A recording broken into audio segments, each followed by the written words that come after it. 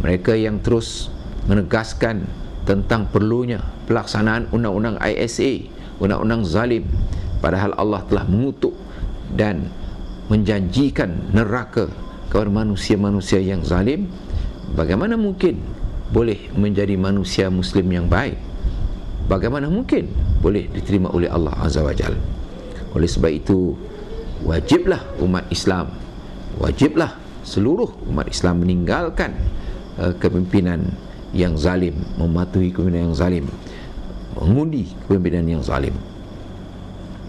Seterusnya adalah hijrah untuk meninggalkan media informasi yang mengelirukan umat dan pemikiran rakyat, kerana kita harus membentuk media yang serba mencerahkan, serba menjelaskan, serba menerangkan hakikat kebenaran.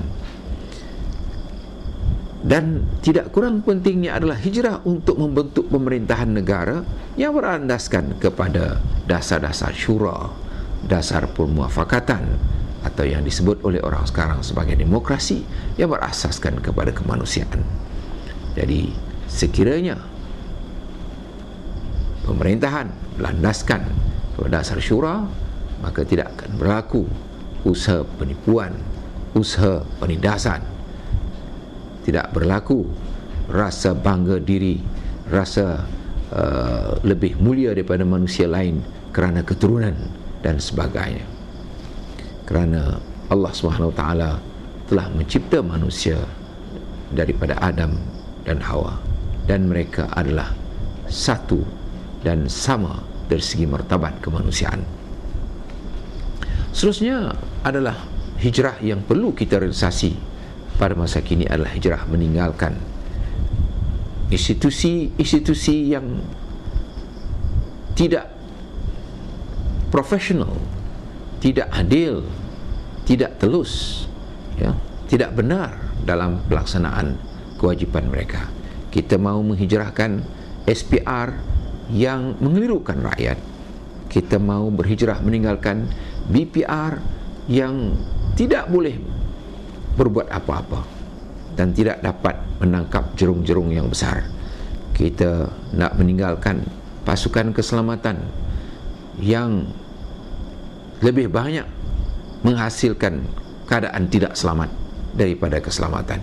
Sebab itulah kita mahu meninggalkan, ya, institusi yang bobrok itu untuk melahirkan, menghasilkan institusi yang lebih benar, lebih jujur, lebih menepati profesionalisme dan lebih memihak kepada rakyat.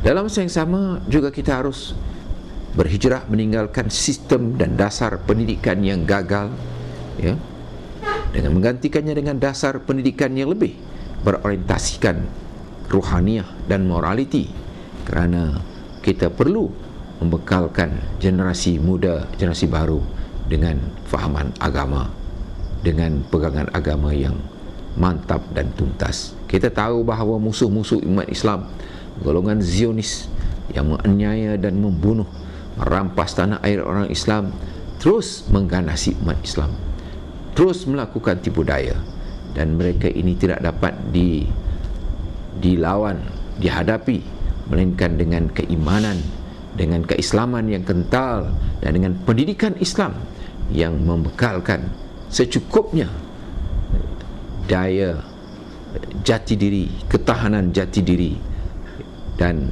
sikap mandiri, sehingga mereka dapat menjadi manusia yang merdeka.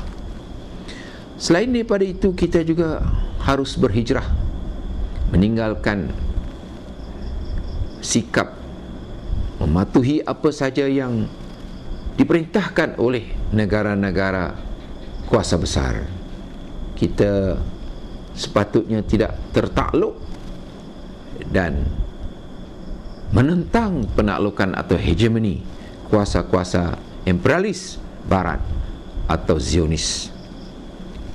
Sebaliknya, kita hendaklah menjadi manusia yang mandiri, manusia yang merdeka, manusia yang mempunyai pegangan, mempunyai prinsip, dan tidak mudah menjadi pekakas atau alat kepada musuh-musuh umat Islam yang senantiasa memerintahkan supaya penguasa-penguasa mereka menindas rakyat dan kebangkitan umat. Di mana lagi keabsahan mereka sekiranya mereka telah membunuh, merampas, merompak hak-hak rakyat, menindas rakyat mereka sendiri? Mengapa mereka harus mempertahankan negara mereka dari serangan luar jika mereka sendiri adalah perompak, mereka sendiri adalah penggugat, ya, dan pemusnah kepada keselamatan dan hak asasi rakyat mereka? Sebab itu kita menyeru kepada para pemimpin umat Islam dan negara-negara Islam agar sentiasa bersikap mandiri dan merdeka, bebas daripada dipengaruhi oleh kepentingan-kepentingan politik golongan musuh-musuh Islam yang tidak suka Islam ini dinobatkan kembali di persada dan di bumi umat Islam.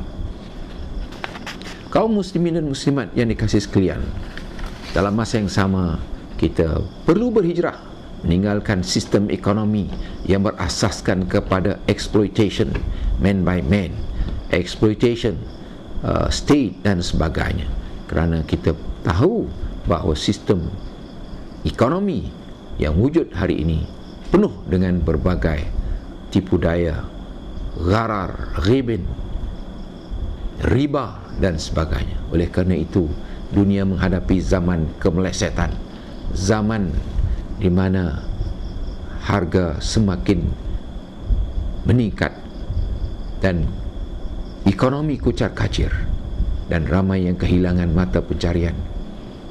Inilah zaman krisis, sehingga sudah ada suara-suara di barat yang mendesak supaya dilaksanakan sistem tanpa riba, sistem ekonomi yang berasaskan kepada keadilan seperti mana yang dilaksanakan oleh beberapa institusi perbankan Islam.